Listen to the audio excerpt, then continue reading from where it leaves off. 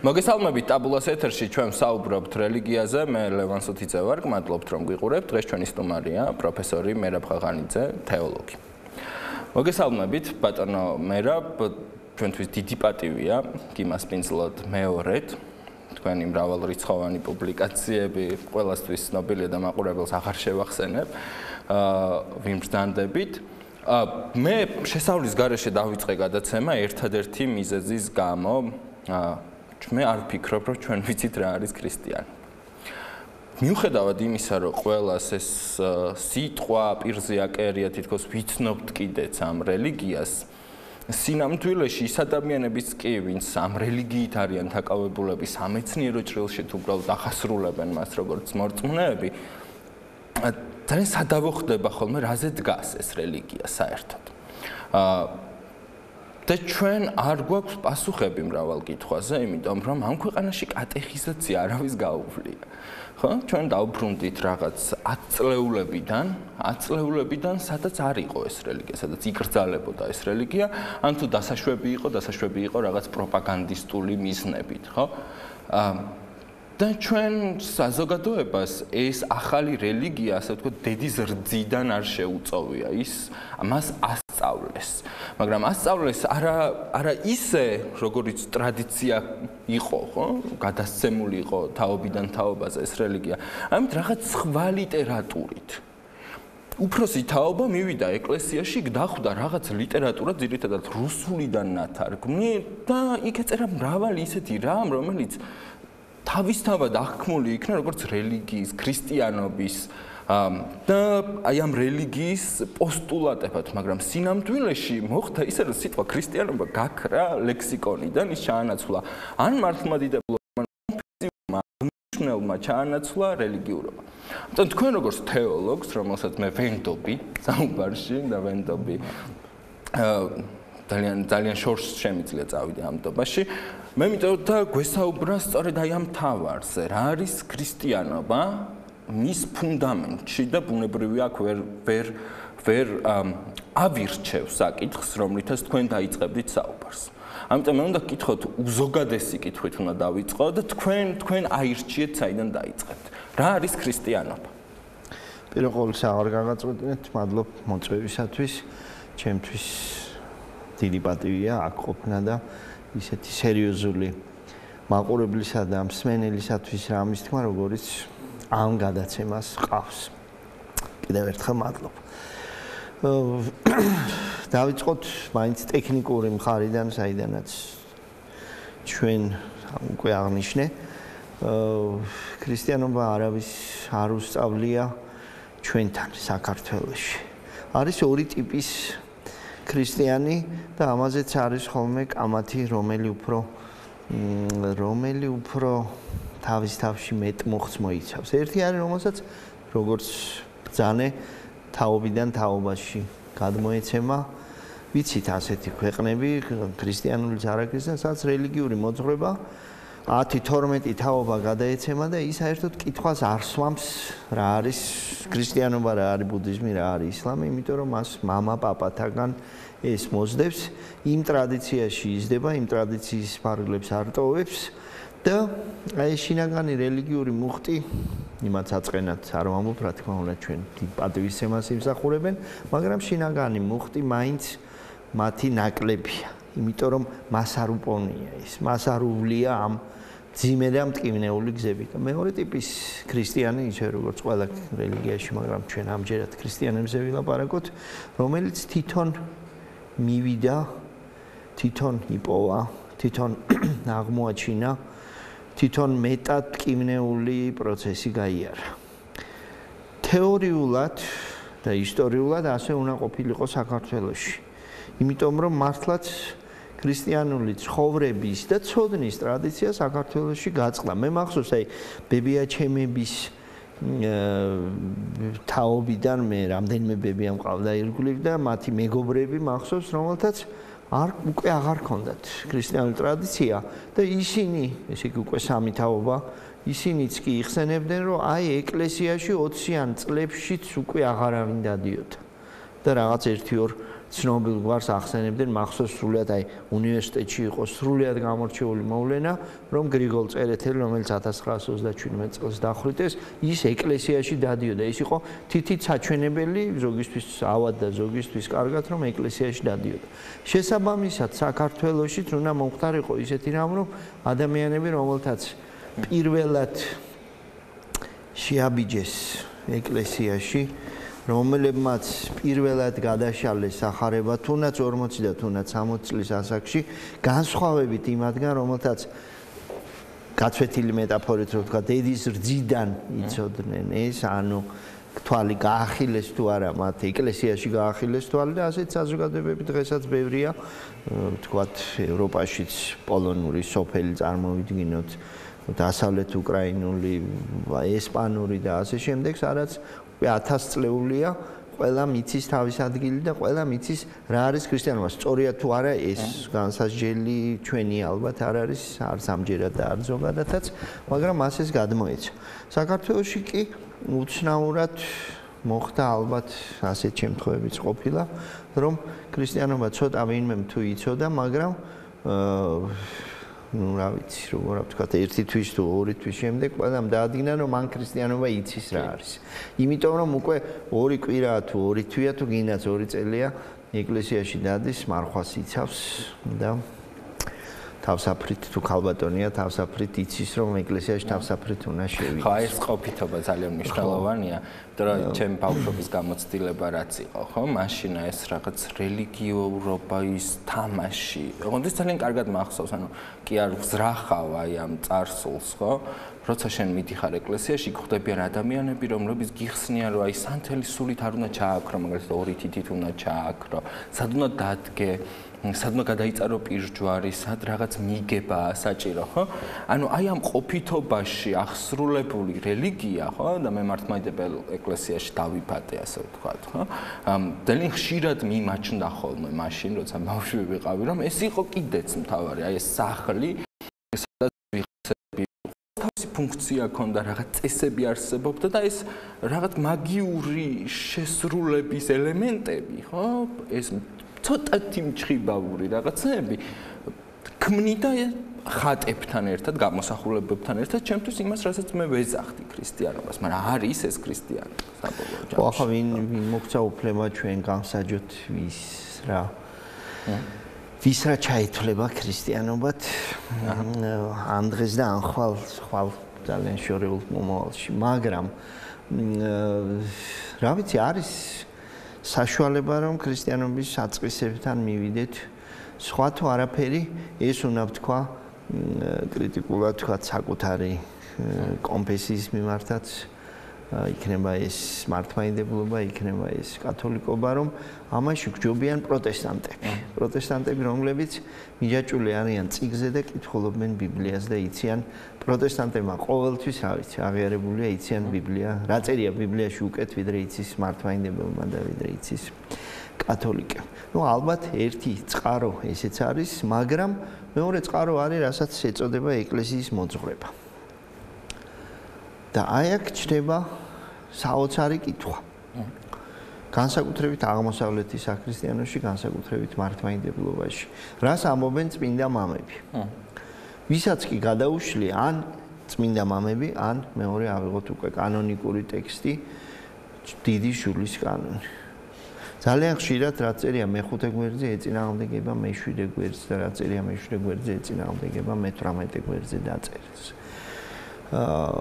და აი აქ შეგვიძლია ჩვენ ვთქვათ, რომ ეს ხომ არ არის პირიქით ქრისტიანის დიდი თავისუფლების საშუალება, რომ ქრისტიანს წესებს და კანონებს კი არ უწესებენ, აძლევენ მას არჩევანის საშუალებას. და ქრისტიანს ელაპარაკებიან არა როგორც რაღაცა თემის, არა როგორც კოლექტივის, არა როგორც ჯგუფის წევრს, არამედ როგორც ინდივიდუალობას. და ხო არ იწყება ეს საერთოდ ქრისტეს პირველი სიტყვებიდანვე, ხომ არ იწყება ეს იმ წიგნიდან, რომელსაც ახალი აღთქმა ქვია და რომელიც ქრისტიანობის საფუძველში დევს. რა არის აღთქმა? აღთქმა არის ხელშეკრულება. ახლა თანამედროვე ტერმინით რო ვთქვათ, კონტრაქტი.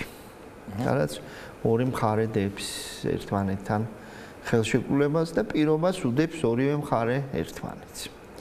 რახან ახალი აღთქმა ვახსენეთ, ვიცით რომ ახალ აღთქმას წინ უძღოდა ძველი აღთქმა, სადაც ეს კონტრაქტი ასევე დაიდო, ოღონდ დაიდო ორ სუბიექტ შორის, ცოტათი იურიდიულად რო ვთქვათ, ორი იურიდიულ პირ შორის, ეს იყო ღმერთი და ებრაელი ხალხი, ჯგუფი. მე ღვთები და იახვე ღმერთი მიმართავს ებრაელ ხალხს. მე ღვთები თქვენი ღმერთი, თქვენ ასრულებთ ჩემს პირობებს, რასაც მე ვითხოვ და მე ვარ თქვენი მფარველი.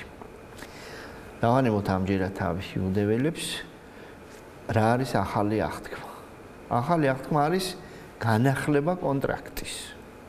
მაგრამ არავითარ ჯგუფთან ახალ აღთქმაში საუბარი აღარ არის. არავითარ კოლექტივთან, არავითარ თემთან არასოდეს ქრისტეს არ უთქვამს მე ვდებ შენთან ხელშეკრულებას, იმიტომ რომ შენ ხარ ებრაელი, სომეხი, ქართველი, ამერიკელი, ახალზელანდიელი თუ კონგოლეზელი. არა, ქრისტე ამბობს მე ვდებ ხელშეკრულებას ვისთან? ცალკეულ ინდივიდუალურ ადამიანთან, ერთ პიროვნებასთან, იმიტომ რომ ღმერთისთვის ღირებული არის ერთი ადამიანი და არა ჯგუფი, არა იმ ჯგუფის წევრი. ჯგუფის წევრობით ადამიანი ღმერთთან ვერ მივა პირველ ყოვლისა ქრისტიანობა, მე თქვა მე მგონი. ახალი აღთქმა არის არჩევანი შეთანხმება ერთ ადამიანსა და ღმერთს შორის, რომელსაც უკაცრავად ამ ერთ პიროვნებას ეძლევა უფლება მივიდეს უშუალოდ ღმერთთან. აი ამ ერთის მნიშვნელობა შეიცვალა, ხო? თავად ის, ვისაც კონტრაქტს უდებდნენ, მისი მნიშვნელობაც ამოტრიალდა. იმიტომ რომ ქრისტიანული გაგებით როგორ რევოლუციურიც არ უნდა იყოს, ხო? მას ხშირად უწოდებენ, ხო? რევოლუციური, მაგრამ სინამდვილეში თავად ქრისტიანობის გაგებით ის კონტრრევოლუციური რელიგიაა, ხო? ადამიანმა და ადამიანმა მოაწყო რევოლუცია და ქრისტემ, ასე ვთქვათ, კონტრრევოლუციით ის დაამხო. დაამხო ჯვრით, ხო? აი ყველაზე დიდი რამ გადაუსვა აი ამ სიკვდილს. რა არის ქრისტიანობის ადამიანი? პიროვნება, უკვე ასე შეგვიძლია ვთქვათ, რითი განირჩევა ის სხვისგან. აი რა უნიკალური მიდგომით სარგებლობს ქრისტიანობა ადამიანის მიმართ? როგორ ესმის ის და რითგან სხვავდებოდა ის, ასე ვთქვათ, წინარე თუ ახლა თანადროული უკვე გაგებებისგან, რომელიც ადამიანს რაღაც პრიზმიდან უყურებს? ხო, აი მშვენივრად თქვი, რომ ქრისტეს შემდეგ ხდება ზოგი საზრით რევოლუცია, ზოგი საზრით კონტრრევოლუცია. ქრისტე ამბობს და ბარემ იმ რიტუალის თემებსაც გინდა არ გინდა მოგვიწევს მიუბრუნდეთ. ქრისტე არის ბოლო სხვერპლი შეწირული ღვთაებისთვის, სხვერპლი სისხლიანი. რომელიც ყველა რელიგიაში იყო და განსაკუთრებით იმ რელიგიაში, რომლიდანაც გამოვიდა ქრისტიანობა და რომელსაც ეკუთვნოდა იესო როგორც ადამიანი, რომელიც დაიბადა იმ რელიგიაში, იუდეველთა რელიგიაში, სადაც იყო რიტუალების უთვალავი რაოდენობა, რომელსაც ბიბლიის მრავალი ასეული გვერდი ეთმობა. ქრისტე მოდის და ეს არის ცნობილი ფორმულა, რომ ქრისტე არის ბოლო სხვერპლი, ბოლო სისხლიანი მსხვერპლი, ლათინურად რო ვთქვათ Agnus Dei, ანუ კრავი ღვთისა, რომელიც შეიწირა და ადამიანს აღარ ჭირდება ღმერთთან ურთიერთობისთვის არავითარი მატერიალური მსხვერპლის მიტანა. მატერიალური ღმერთსა და ადამიანს შორის აღარ ჩადგა, იმიტომ რომ ის მოთავდა, უხეშად რო ვთქვათ, დამთავრდა ქრისტეს მიერ თავის მსხვერპლად შეწირვით, იმიტომ რომ თეოლოგიაში ათელია მხოლოდ ის მას შეეძლო ადამიანების ცოდვა გამოისყიდა, რომელიც იყო ღმერთსა და ადამიანს შორის, ოღონდ თავად ყოფილიყო უცოდველი. ნუ გადავალთ ამჯერად გამოსყიდვაში გადავედით, ხო და აქვე უნდა ითქვას, რომ ანუ ეს გაგება საბოლოოდ დაიყვანება რა იმაზე, რომ რაღაცა გამოისყიდა საკუთარი თავის წინაშე, ხო? ანუ ქრისტეს ერთ ბუნებას კი არ მიურთმევია მეორე ბუნებისთვის რაღაც ცოდვები. არამედ ის დაუნათესავდა, ხო, როგორც იტყოდნენ ეს ბადაღე ჩვენთან უკვე ბადაღებული წმინდა მამები, რომელიც სინამდვილეში არავინ არ იცის, ვინ არის, ხო, ეს ამბობენ, ხო. წმინდა მამები ამბობდნენ და მე გააგრძელე როგორც გინდა, ხო. როგორც გაწყობს და რანაირადაც გინდა. არამედ ანუ აღედგინა ადამიანის გუნება. ბევრს კატასტროფა დაემართა, როდესაც წმინდა მამების კითხვა დაიწყო, იმიტომ რომ აღმოჩნდა რომ იმ წმინდა მამებს სრულად სხვა რამე უწერიათ, ვიდრე ბევრს ეგონა უკაცრავად. სხვაგვარი. ანუ ეს გამოსყიდვა არის რომ ახალი მნიშვნელობა აქვს ადამიანს, ხო? ანუ ადამიანის განახლება, ეს არის ახალი ადამი, ხო? ქრისტე, რომელმაც რაღაც ახალი მოიტანა, რაღაც შვილობა შემოიტანა, ხო? ანუ ეს ღმერთი კი აღარ არის სადღაც საში, აბსოლუტურად განმარტოებული, სრულიად მონისტური ღმერთი, რომელიც უცხოა, ხო? რომელსაც ჭირდება რაღაც საკლავები და ჭირდება მირთმევა ფულის, არამედ მას აქვს ერთადერთი რაღა მოთხოვნა, ხო? საქმეებთან ერთად, რომელსაც ვერ გამორიცხავ ქრისტიანობიდან, რომელსაც ღმერთი მოითხოვს, ხო? ის მოითხოვს გულს. და ამ საქმეებს იმიტომ მოითხოვს, რომ მოითხოვს გულს. სინამდვილეში აი ეს გარდაქმნის პროცესი სად დავკარგეთ ბატონო მერაბ? აი ეს ქრისტიანობის აი ეს თითი გაშვერილი გულისკენ, რომელიც ასწავლის ადამიანებს, რომ შენი თავი უნდა გარდაქმნა, რომ ცხონდი და შენ გვერდით მრავლად ცხონდები. მე აი ჩემს ბავშვობას რომ დავუბრუნდა ისევ, ხო, მე პოსტსაბჭოთა ბავშვობა მქონდა და ჯერ კიდევ მაშინ ეკლესიაში რაღაცა იყო, რაღაცა ცოცხლობდა ესეთი, ხვდებით? ანუ ჯერ კიდევ არ იყო თლად დაკარგული აი ეს თითი, რომელიც გაშვერილია გულისკენ. ახლა ეს თითი ასე კი არ არის მიბრუნებული საკუთარი თავის, ანუ სხვებისკენ, ხო, ის მოითხოვს კანონების ცვლილებას, ის მოითხოვს წესრიგს, ის მოითხოვს რჯულის აღსრულებას, ის მოითხოვს თავისი წესების განვრცობას, ხო? ეს აღარ არის რელიგია, რომელიც ჯვარზე მილურსმული ღმერთის რელიგია, რომელიც ცხოვრობს დამარცხებიდან დამარცხებამდე და მან იცის, რომ სულ დამარცხებული იქნება. აქ და ახლა. არამედ ეს არის რაღაც რელიგია, რომელიც იქცა სამწუხაროდ და მე არ ვამბობ ამას რომელიღაც მხოლოდ ერთი კონფესიის მიმდევრი. ყველაზე, ხო? რომელსაც უნდა რომ იჯდეს აი ამ ძლიერთა ტახტზე, რომ მართოს, რომ გაასუფთავოს, აი ეს მატერიალისტური, თითქმის აი როგორ თქვა, ხო? ვოგელინი ამბობდა ამას ძალიან კარგად, რომ თითქმის გნოსტიკური, ხო, რაღაცა წესების მიხედვით, რაღაც ფორმულების მიხედვით გადააწყოს ეს მისი აზრით ქაოსი, ისე წესრიგად, რომელიც იქნება სრულყოფილი, ხო? რაღაც მაგიურიც არის ალბათ. ხო, აი, ესქატონის იმანენტიზებას, რასაც ეძახდა პაპი ბენედიქტე, როცა აკრიტიკებდა, თქვა, განთავისუფლების თეოლოგიას, ხო, ის ამბობდა, რომ თქვენ ვერ დაამყარებთ აქ აი ამ წმინდა წესრიგს, ხო? აქ ყოველთვის იქნება უწესრიგობა, ყოველთვის იქნება ეს აი აქედან გამომდინარე, აი ამ ადამიანის მიდგომა, ადამიანის მიმართ ქრისტიანობის მიდგომა რითი განსხვავდება სხვებისგან. აი ეს თუ არ წარმოჩნდა ჩემი აზრით, ცოტა შეუძლებელია, იმიტომ რომ ჩვენ ფუნდამენტურ რეალიებზე ვერ თანხმდებით. რა არის ადამიანი ქრისტიანობის მიხედვით? ხო, აი დავიწყოთ იმით, რომ ქრისტიანობა არავის არ აძლევს არასოდეს გამარჯვების გარანტიას. დაწყებული აქედან. რაც უფრო ძლიერია ქრისტიანობა, ხომ არ არის ქრისტიანობა სულ სამკითხვას, ხომ არ არის საფრთხე, რომ ის შორდება ქრისტეს, შორდება ჭეშმარიტ სარწმუნოებას, რაც მიაჩნია. სხვა თუ არაფერი, სახარებაში ხშირად მავიწყდება, რომ სახარებაში წერია ქრისტე ამბობს, როცა მე მოვალ დამხვდება კი ვინმე ჩემი ერთგული. ესე იგი, ამაში ჩადებულია ამ ესქატონის აზრი, რომ ქრისტიანთა რაოდენობა კი არ მატულობს, არამედ კლებულობს და ქრისტიანობა კი არ გაძლიერდება, არამედ დასუსტება. ქრისტიანობა თუ ის არის ძლიერი, არა შინაგანი თვალსაზრისით, არამედ ძლიერი მატერიალურ განზომილებაში, რაოდენობით, ძალით, უფლებით, გავლენით, ის შორს არის იმისაგან, რასაც ქრისტე არ ქმევდა ქრისტიანობას. და მახსენდება მე ერთი ირლანდიელი თეოლოგის და პოეტის პოლ მოერის ასეთ სიტყვა არსად არ შემხედრე ასეთ ფორმულირება და ძალიან ჩამჩა ერთხელ მითხრა რომ რამდენიც კარგ ახნის წინ ქრისტიანობა არის ისტორიული პესიმიზმის და მეტაფიზიკური ოპტიმიზმის რელიგია. ეს ნიშნავს რომ ამ ქვეყნად ქრისტიანმა იცის რომ ის წარმატებული არ იქნება და არ არის მისი მიზანი იყოს წარმატებული.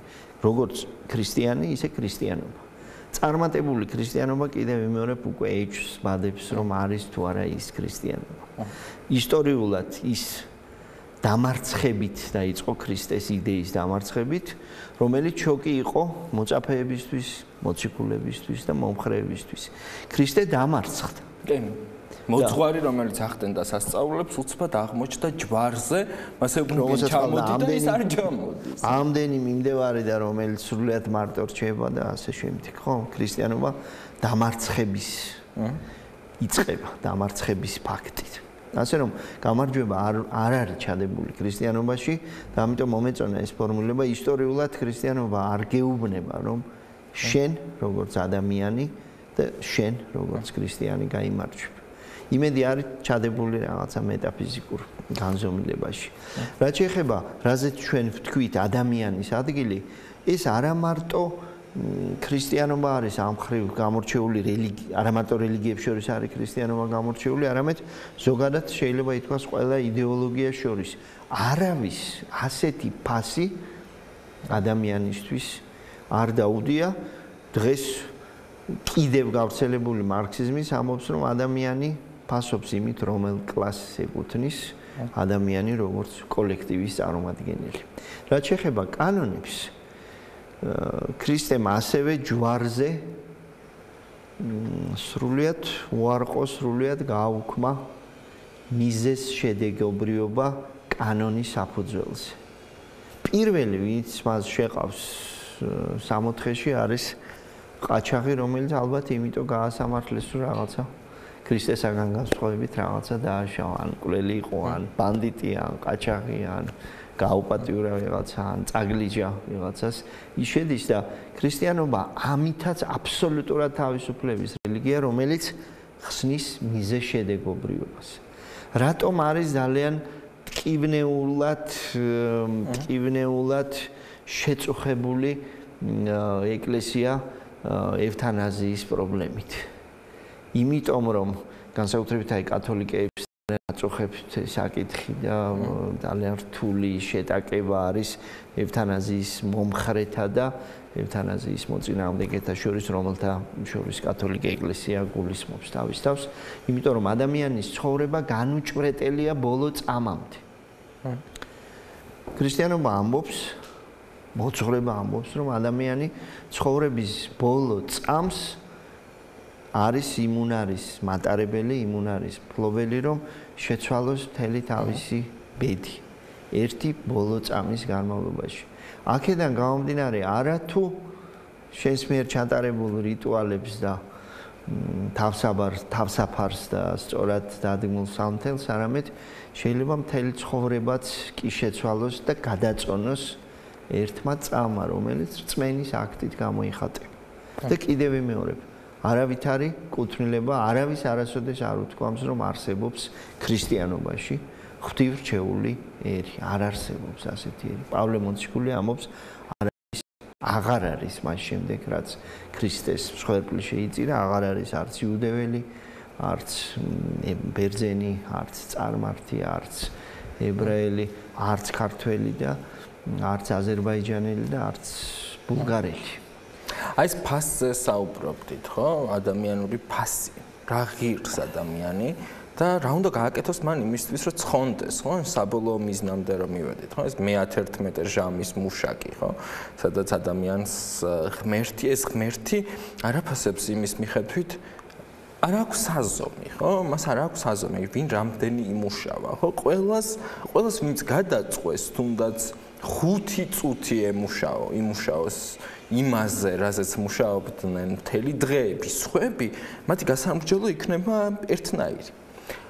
აი ეს რაღაც ადამიანური თვალით უსამართლობა და მეორე მხრივ თავად ადამიანის ფასი, ხო?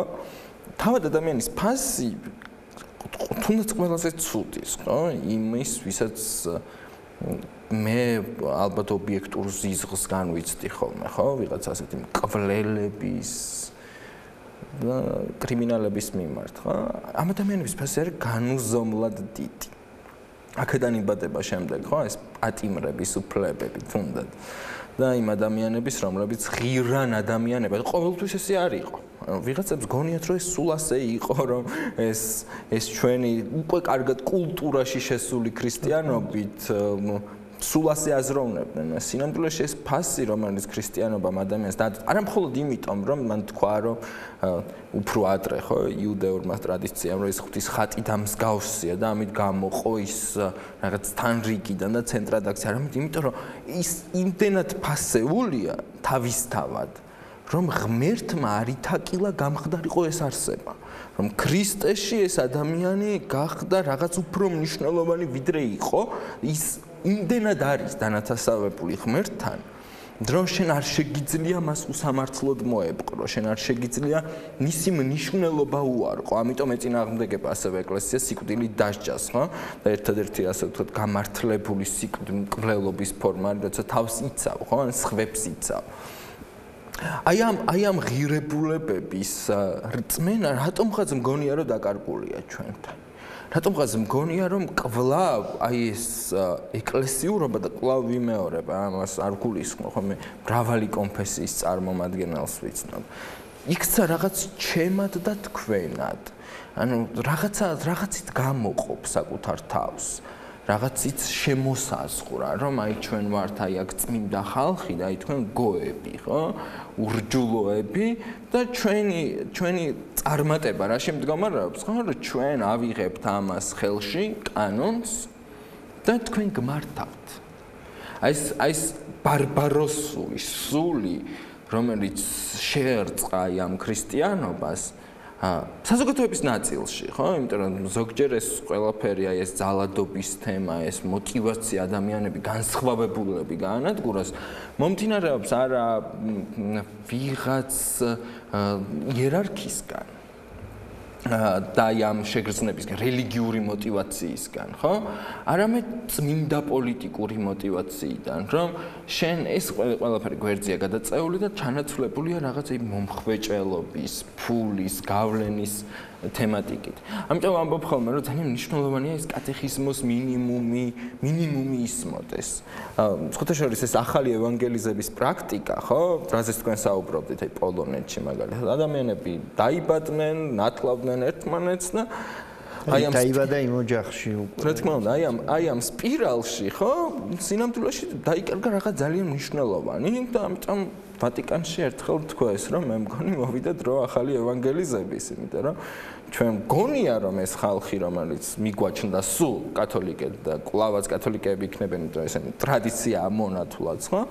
სინამდვილეში ძალიან დიდი ბოდიში, მაგრამ საერთოდ აღარ არიან კათოლიკეები, იმდენად დაშორდნენ ამ ყველაფერს.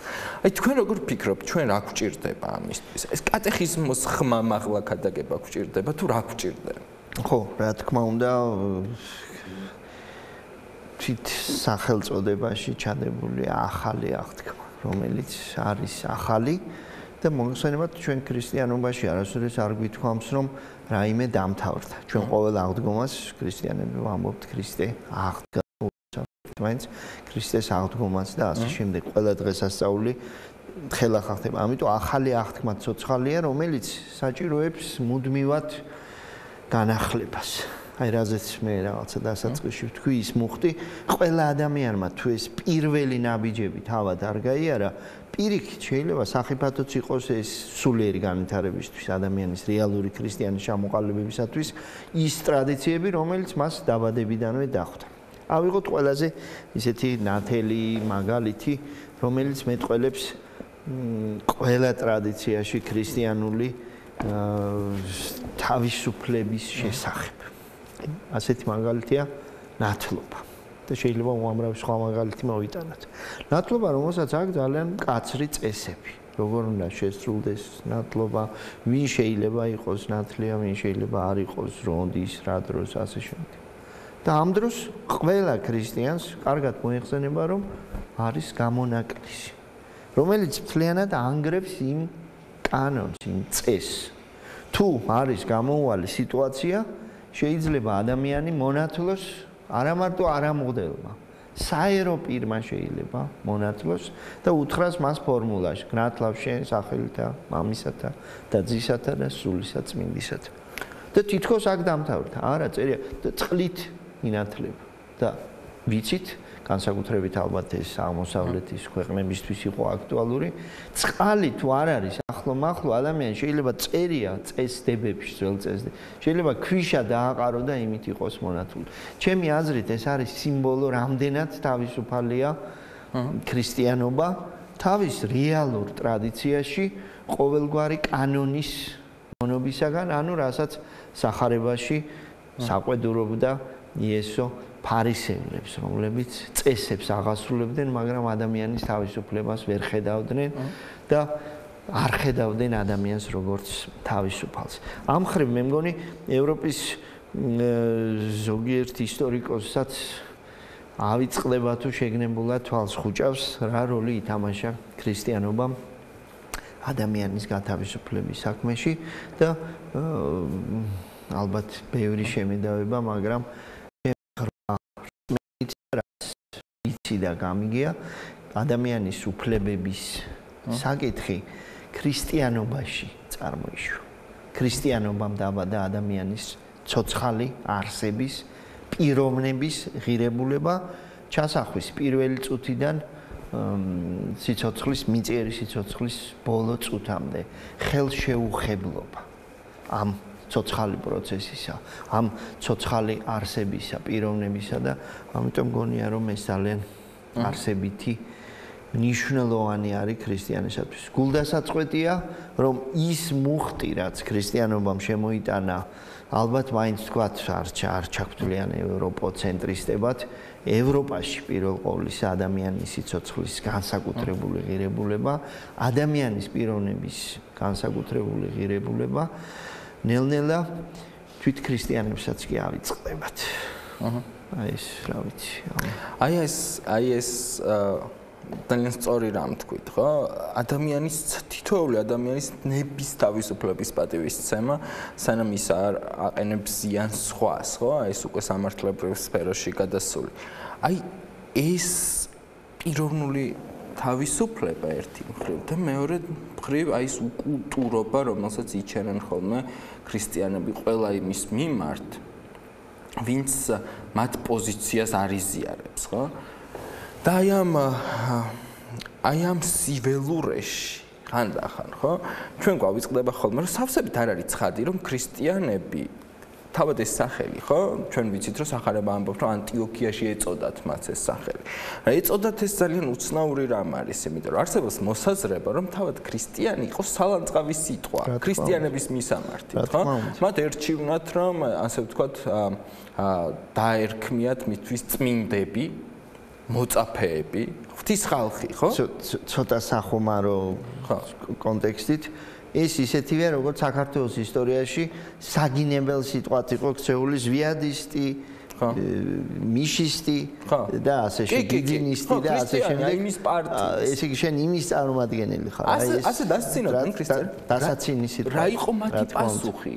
დაცინვაზე, ხო? დღეს რო რელიგიურ გრძნობებს ვიცავთ და ეს რა ქვია, აბა არ შეურაცხყო ჩემი ეს და ჩემი ის და არა მხოლოდ მართლმადიდებლური კათოლიკეების სიგიჟეებს რა დალევს ახლა იქით მხარეს თუნდაც, ხო? აი ეს ჯვარზე გაკრული ღმერთის რა თქვის ქრისტიანებმა? და ვიყოთ, აი რასაც გვეძახით, დაგწინით, რომ ვართ ქრისტიანები ამ პარტიის წევრები. ჩვენ თავს ვუწოდებთ წმინდებს, მოწაფეებს, ღვთის ხალხს, მაგრამ თქვენ თუ გინდათ ეგრე ვიცოთ. ოკეი, ვიქნებით ქრისტიანები. ჩვენ არ გვწვენია ამ ყველაფრის. ამიტომ აი ეს პასუხი, ხო, პირველ ქრისტიანების პასუხი გარესამყაროს მიერ რო კალთა დაიბერტყე და წადი. რომ მიატოვე, აღარ გინდა ეს ყველაფერი. არა, დღეს არის გადაქცეული, რომ აი მიდი, აკურთხე შენი მუშტი, ეს გადაწერე, პირდაპირ კურთხევანში შევა, მაგრამ ეს ლოცვა, რომ იკურთხება მუშტი ესე და მე დაარტყი პირდაპირ სახეში, ისე რომ ხმა ვეღარ ამოიღოს. იმიტომ რომ აი ეს არის სწორედ რა, რომ აი ეს დაკარგულია მთლიანად, რომ მე შორიდან კი არ ვუყურებ რაღაცნაირი ოდნავ ირონიულიც იყო, ხო? ეხლა ამას რო ირქმევს ახალს ქრისტიანობას, ხო? ეს არის დაკარგული. ქრისტიანობაში და პირველ ქრისტიანობაში ძალიან დიდი საწყისია არ მინდა სიტყვა იუმორი ვთქვა და ხუმრობის, მაგრამ ღიმილით სამყაროს აღქმის და ღიმილით აღქმა პირველ ყოვლისა საკუთარი თავისა. შესანიშნავი მაგალითი იყო ეს მოტანილი. მე არ მიჭის ქრისტიანს ამბობდნენ ქრისტიანები, აღმიქვა მე როგორც სასაცილო. პავლე მოციქულს აქვს რა, რომ ქვეყანა სულელად აღიარებს, გიჟად აღიარებს ქრისტეს, ყველა ქრისტიანს და ქრისტიანი ამას იღებს.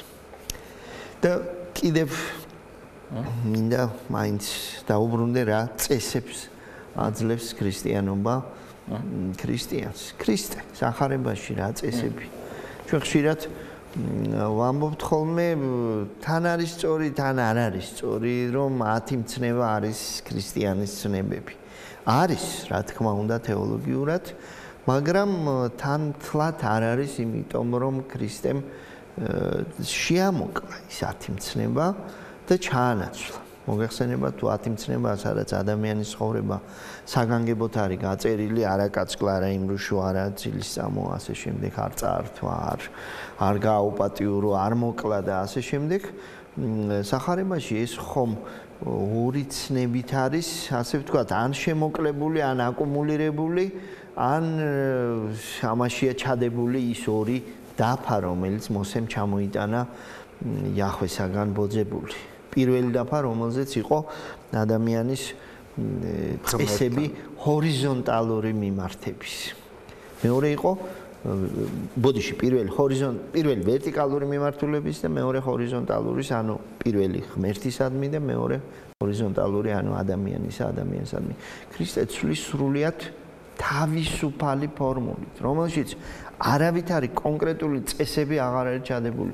გიყვარდეს ღმერთი და გიყვარდეს ადამიანი. და წარმოიდგინეთ რამხელა თავისუფლება, შენ უნდა გადაწყვიტო რა არის ღმერთის სიყვარული, პატივი ეცის შაბათს, როგორც იყო ვთქვათ, ძველ აღთქმაში, კერპი დადგი ან არ დადგი, აღარ არის ეს საკითხები არის მოხსნილი. ქრისტიანობა იმდენად თავისუფლების რელიგიაა, რომ ესეც კი ადამიანის გადასაწყვეტია. სრულიად თავისუფალ ფორმულას აძლევს. გიყვარდეს ღმერთი და გიყვარდეს ადამიანი და ის წაგლეჯაში, მოკლაში, გაუპატიურებაში, ცილის ეს შენ გადაწყვეტე ამას ამ თავისუფლებასაც ამ საკითხშიც კი ქრისტიანობა ადამიანს. თუმცა მეორე მხრივ არსებობს რაღაც საზღვრები და ეს უცნაურია, ხო? სიყვარულის რელიგია, სიყვარული გრძნობის მიერია, ხო? ანუ ნებისმიერი ყველაფერი, რასაც შენ აკეთებ, თუ არ აღსრულდება სიყვარულით, ეს პავლეს კორინთელთა 13, ხო? არა მხოლოდ პროტესტანტებმა იციან რაღაც მუხლები, ხედავთ მეც ვიცი რაღაცა. რომ თუ სიყვარული არ პროტესტანტებს შეეჯიბებენ. ეს გამიჭირდება, რა თქმა უნდა. რომ ეს წინწილა ხარ, ხო? ზარი, რომელიც არაფრის შეცვლა არ შეუძლია სიყვარულის გარეშე, ხო? რომ შეიძინო ყველაფერი რომ ზუსტად აღასრულო, საბოლოო ჯამში შენ ქმედებას არ აქვს აზრი, იმიტომ რომ სიყვარული არის ის, რაც აძლევს აზრს, ხო? რაც არის საწვავი ამ მოქმედებების და შენი პიროვნული გარდაქმნის. მაგრამ მეორე მხრივ რა არის ეს სიყვარული და უცნაური რამ არის, ხო? იმიტომ რომ სიყვარული ქრისტიანობის მიხედვით განუყოფელია ჭეშმარიტებისგან. ანუ საბოლოო ჯამში შენ სწორად უნდა გიყვარდეს. და აი ამ სიყვარულის მიმართულებაში, ასე ვთქვათ, ორიენტირები მაინც გაქვს, ხო? და ეს არის მიმართულება რა მხრივ უნდა განავითარო ეს სიყვარული, ხო? იმისთვის რომ საბოლოოდ ჩაიღვარო არასწორი იქნება, ხო? საბოლოოდ იქცე აი ამ სიყვარულის ნაწილად, ხო? განიღმრთო და გამომდინარე იქიდან რომ ღმერთის სიყვარულია, თან პიროვნული სიყვარული, შენ სწორედ აი ამ მიმართულებით უნდა გაიზარდო. ეს ყველაფერი აბსოლუტურად დაკარგულია, როდესაც შენ უყურებ ქრისტიანებს. აი უყურებ სახეში და ყველაფერს ხედავ სიყვარულის გარდა, ყველაფერს ხედავ აღშფოთებას, რუდნებას, სიმშვიდებასაც ხედავ, ანუ მოწიწებასაც ხედავ, სიყვარულს ვერა. მე მგონი ქრისტიანებმა აიტაცეს ნიჩეს მოდიფიცირებული ფორმულირება სიყვარული არა ახლობლისადმი, არამედ შორეულისადმი. შორეული ძალიან უყვართ, ანუ ვისთანაც შეხება არ აქვს. ეს ყველაზე ადვილი არის, რომელიც ხო, აი მე ხომ გინახავთ აქედან აფრიკაში რომ ბავშვებს ტირია. გვერდით მეზობელი რომ შიმშილი თუ გვდება. ხო, ეს მახსოვს უცებ, გამახსენა მე მგონი კარგი მაგალითია. სელინჯერს აქვს თავის ქართულად სხვადასხვა სათაურით არის არა მოთამაშე ჭვავში ალბათ ასე უფრო არის თამაში ჭვავის ხანაში არა ალბათ ინგლისურად უფრო სწორად სხვადასხვა თარგმანია მოკლედ ამას ეს ყველაზე რაც მე ვთქვი ყველაზე გავრცელებული კარგი მეტაფორა არის მე მგონი კინოში დარბაზში შედის და უყურებს ქალბატონს რომელიც ბოდიში ხო ქალბატონს რომელიც უყურებს ეკრანს და განიცდის გმირების ცხოვრებას ცრემლებად იღვრება და ყავს პატარა ბავშვი თან შვილი თუ შვილიშვილი რომელიც თხოვს ტუალეტში გაიყვანოს ბავშვი და ის ბავშვი არ გაყავს ტუალეტში რაღაცა ძალიან სასტიკი მეტაფორა არის მე მგონი სიყვარული მაგრამ მე მგონი აი ნიჩეს იმ ფორმულას ასახავს სიყვარული შორეულისადმი და არა ახლობელისადმი აი ამაში ქრისტიანებით ძალიან ყოჩაღები ვართ. კი, აი ერი რო გიყვარს და ერის სიყვარული. შორეულისადმი. ხო, ანუ ერის ერთ-ერთი განმარტება ხო ისიც არის, რომ ერთი ადამიანი ყველას ვერასდროს ვერ გაიცნობს, ხო? საბოლოო ჯამში ამ ადამიანს და აი ამის სიყვარული ვისაც არ იცნობ. სათითაოდ შესაძლებელია, მაგრამ აი ამ ადამიანის რომელიც თუნდაც დაგცინოდეს, ხო? არა, შეუძლებელია. ხო, ამიტომ ქრისტიანობა მაინც წამს არის აბსურდია.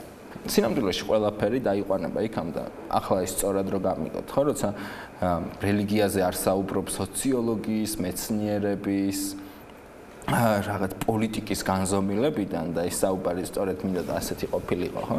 საბოლოოდ ვერ გაექცევი ამ პიროვნულ მაგალითებს, ხო? საბოლოო ჯამში ჩემთვის ამ რელიგიას საზრისი აქვს მისი აბსურდულობიდან გამომდინარე. იმდენად აბსურდია ეს ყველაფერი, იმდენად ლოგიკას არის მოკლებული, რომ ყველას ისე მიეგოს, თითქოს ყველას ერთნაირად ემუშავა, რომ ღმერთი არაფრის გარანტი არ არის იობის წიგნში მაგალითად, ხო, კარგად ცხოვრობდა, შესანიშნავად, მაგრამ ღმერთი მაინც უგზავნის მას ტკივილს, ხო? არაფრის გარანტია ეს არ ყოფილა, არაფრის იობისთვის არავის მიუწია გარანტია, რომ კარგად რომ იცხოვრებ, ანუ კეთილად რომ სიკეთეს რომ ისავ, კარგად იცხოვრებ. ქრისტიანობა არაფრის მინდობა, ხოლმე ხო. ამდენად ძალიან გაუგებარია იმ ქრისტიანთა ხედვა, რომელსაც ღმერთი ან პროკურორი გონია, ან ძალიან მკაცრი მოსამართლე, რომელიც ადამიანს თავისი ყველა დანაშაულის მიხედვით კოდექსის მუხლებს ურჩევს და შესაბამისად უყენებს დანაშაულს და სასჯელის ზომას. ესეც მე მგონი ღრმად ვარ დარწმუნებული, რომ მოწყვეტილია ქრისტიანობის ცოდნას და რა ვიცი, შეკითხვა ძალიან ძნელია პასუხი გავცე, რა არის საჭირო ქრისტიანობის გასაგებად. საჭიროა ქრისტიანობის აღქმა როგორც ახალი ცხოვრებისა, რომელიც სრულიად განსხვავდებოდა შენ აქამდე რაც გაგიგია და რაც გიგონა. მაგრამ ეს ყველა ეტაპზე არ არსებობს ალბათ ქრისტიანისთვის წამი, როცა მას შეუძლია თქვას, რომ მან გაიგო რა არის ქრისტიანობა. თუ ის კიდევ ამბობ, ყოველ წამს არ არის მზად განახლებისაკენ და მთელი თავისი ხედვის სრული შეცვლისაკენ, გონია რომ ის ცუდი ქრისტიანი ყოფილა. ხო, ღმერთი არ არის მზად იყოს ერთი პატარა ლანჩი, ხო, შენს ცხოვრებაში, სადაც გახვალ, რაღაცას ეტყვი და დამთავრდება ამ ყველაფრის. ეს ურთულესია, ხო? აქედან იბადება რაღაც სულიერი პრაქტიკების და ლოცვისკენ მოწოდების მთელი, ასე ვთქვათ, მეთოდები, ხო? ასკეზა ერთგვარი. საბოლოო ჯამში ეს ყველაფერი, ხო, ეს მცდელობები დაიყვანება ქრისტიანობის უმოკლეს განმარტებამდე, წამსის უმოკლეს განმარტებამდე, ხო? რომ იესო ქრისტე, რომ იესო ნაზარებელი აი ეს ადამიანი რომელიც არაფრით გამოირჩეოდა არც ქონებით, არც ძალაუფლებით, არც არ მიაყოფყოლია და არც რაღაც სამეფო წარმომავლობა გავრცელებული შეხედულების მიუხედავად. არის ქრისტე ის ცხებულია, ხო? აი ამ უმოკლეს განმარტებაში საბოლოოდ ეტევა შენი განმარტება, იმიტომ რომ ეს ღმერთი არ არის წესების ღმერთი. ეს ღმერთი არის, რომელიც სადღაც კი არ ზის, იმაზე ახლოა ვიდრე შენი ტანსაცმელი, ხო? ძალიან ახლოა შენთან და ის არ არის ღმერთი, რომელსაც წმინდათა წმინდა შეურაცხყოფ, ხო? ის აღარ გთხოვს ფეხზე გაიხადო, როცა მასთან მიდიხარ, იმიტომ რომ ის შენთან მოვიდა, შენთან ეწამ. რჩება უამრავი კითხვა. აი ამ სახარებაში უკაცრავად ხო ის არის, რა თქვა, მე ხაზგასმით, რომ თქვენ აღარ ახართ მსახური და მონები, არამედ მეგობრები. ეს არის ხშირად ეს ფორმულირება ქრისტიანებს გვავიწყდება. ღმერთი ჩვენი მეგობარია, რომელიც ჩვენ გვერდით დგას. მე მახსენდება ასეთი შემსწრემ მომითხოვ ეს ცნობილი ამბავია იუდეველებს თუ ქრისტიანებს განსაკუთრებით მეორე მსოფლიო ომის საშინელებებისას უკითხავთ, სად არის ღმერთი. და ცნობილია ის ფორმულა, რომ იესო ქრისტეს ქრისტიანები ხედავდნენ თავის გვერდით, ყველაზე ჩაგრული, ყველაზე ტანჯულნი საბჭოთა თუ გერმანული კონცლაგერების პატიმრები. ისინი მიიჩნევდნენ, რომ ის მას გვერდით იყო და ის არ იყო ამაღლებული მათზე. ის არ იყო ყველაფრის გადამწყვეტი და პირველ ყოვლისა, რასაც ითხოვდნენ და ითხოვენ დამსჯელი, რაც მე ვთქვი, პროკურორი ამ სამყაროსი. ქრისტიანს იესო სახარება, ქრისტიანობა აძლევს იმის სიმყარეს, რომ ქრისტე არის მის გვერდით და არა მის ზემოთ. ეს არის მე მგონი არსებითი და აი ეს ფორმულაც, რომ მეგობარი დღეიდან ხდება ღმერთი, ადამიანის მეგობარი და არა ბატონი და არა გამსაზღვრელი. ამიტომ ქრისტიანს უხარია, რომ ის არის ქრისტეს საზოგადოებაში, კარგ საზოგადოებაში, მე ასე მგონი. ძალიან დიდი მადლობა ბატონო მერაბ სტუმრობისთვის. ჩვენ შეგვეძლო მადლობთ მოწვევისთვის. ბევრნაირად გვესაუბრა ამ თემაზე, მაგრამ მე მინდოდა რომ ასეთი საუბარი ჩემდგარიყო. კიდევ ერთხელ დიდი მადლობა და იმედს ვიტოვებ რომ კვლავ იქნები ჩვენი სტუმარი.